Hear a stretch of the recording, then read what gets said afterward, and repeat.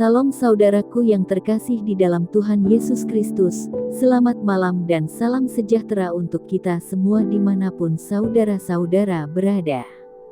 Selamat datang di renungan firman Tuhan malam hari ini. Kiranya kasih karunia dan damai sejahtera dari Tuhan, Bapa kita dan dari Yesus Kristus menyertai kita semua.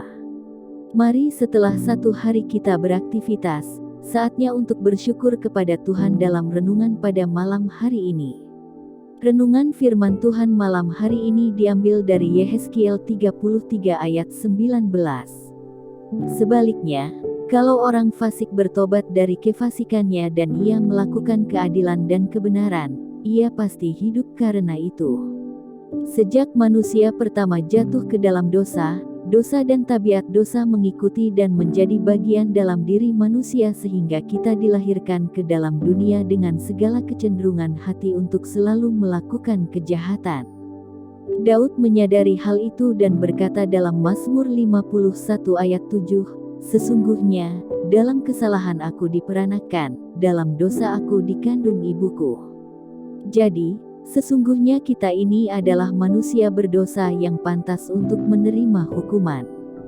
Namun kita patut bersyukur kepada Allah, Bapa kita, yang oleh karena kasih-Nya menganugerahkan putranya, Yesus Kristus, untuk mati di salib. Darah Kristus mendamaikan kita dengan Allah, kita tidak lagi menjadi seteru Allah. Kristus telah memikul dosa kita di dalam tubuh-Nya di kayu salib, supaya kita, yang telah mati terhadap dosa, hidup untuk kebenaran. Ditulis dalam 1 Petrus 2 ayat 24. Setelah menerima anugerah keselamatan kita harus dengan sungguh-sungguh hidup dalam pertobatan. Kita harus bertobat dari dosa. Kita tidak dapat menerima anugerah Tuhan lalu tetap tinggal dalam dosa, karena Tuhan telah mencurahkan anugerah-Nya sewaktu kita masih berdosa dan kini dosa kita telah diampuni dan kita disucikan.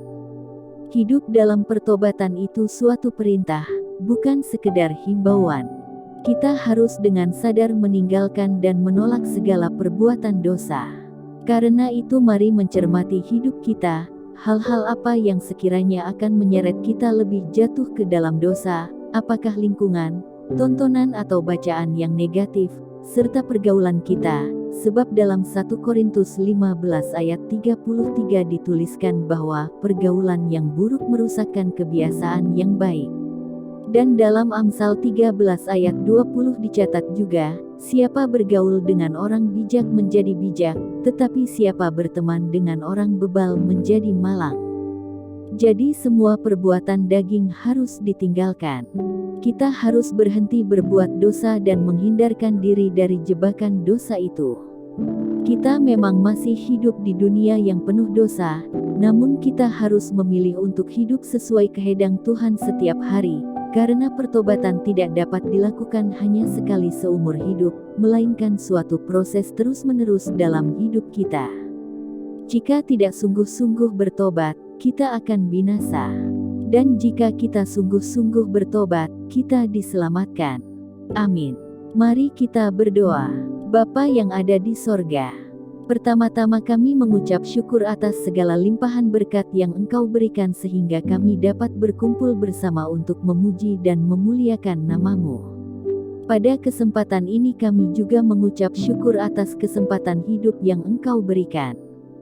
Namun kadang dalam menjalani kehidupan, seringkali kami lalai dan memberontak dengan menyimpang dari jalan-Mu yang benar. Seringkali kami berbuat dosa dengan melakukan kesalahan yang menyakiti diri sendiri dan orang lain. Oleh karena itu, pada kesempatan ini kami dengan segala kerendahan hati mohon agar diampuni seluruh dosa yang pernah kami perbuat. Biarlah kami menjalani kehidupan selanjutnya dengan tanpa beban setelah diampuni dosanya oleh-Mu, Tuhan. Adapun jika saat ini kami hendak beristirahat, kami mohon penyertaan-Mu di saat kami terlelap dan hendak tidur. Kami percayakan hidup kami di dalam tangan-Mu.